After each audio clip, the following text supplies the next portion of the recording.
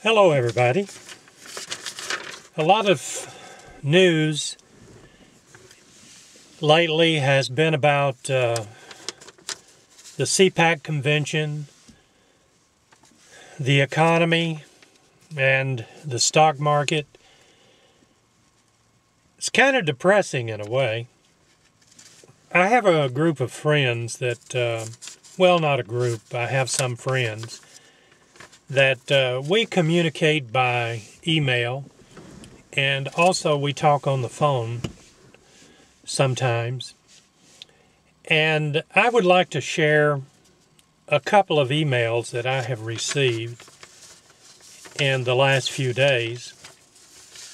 The first one that I want to share with you is from a friend of mine who has a television program. In his email, he mentions DJ Sanders, and I paraphrase basically what DJ Sanders said. He said the world economy was on the verge of collapse. And the remarkable thing about his statement was when he uttered this, it was back in the mid-70s. And during that time, the Japanese were dominating the steel and automobile industry. And my friend went on to say in his email, there are mistakes and missteps galore which made a world economy that, despite its massiveness, is always teetering on the brink. He went on to say, this is not new. The economy is always one panic away from disaster.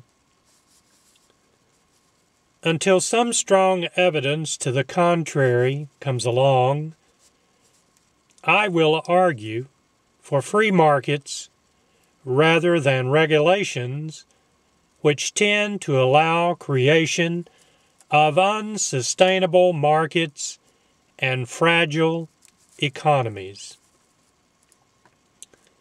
And he went on to say, given that the world economy is always built on a foundation of sand, and that we seem to muddle through until something upsets the balance, I contend that the one thing which was a precipitating event for both the crisis of the 1970s and the mess of today is oil. Either the price or the availability. An argument can be made that oil was an immediate cause for our entry into World War II, though we would have eventually been drawn into the European conflict even without Pearl Harbor, and I agree with him on that. He goes on to say, my point is neither to blame all our troubles on a single commodity, nor to give petroleum some godlike status. Oil is simply the easiest energy source at present, and therefore creates the choke point of the world. Accepting our current reliance on this resource, and with a substitute not close at hand, a fanatical devotion to environmentalism may falsely promise a better earth, but it will be the cause of countless world problems if we do not achieve some moderation. And I was paraphrasing him there. He had a little more to say. He also said, I am beginning to wonder if having a friendly government in the Middle East, which just happens to sit on the second largest proven oil reserves, might turn out to be a trump card for the USA, provided we do not let it go sour. Then I received another email, and this was from my son. He sent me a quote made by the late Dr. Adrian-Rogers of Memphis, Tennessee. And Dr. Rogers said, "You cannot legislate the poor into freedom by legislating the rich out of freedom.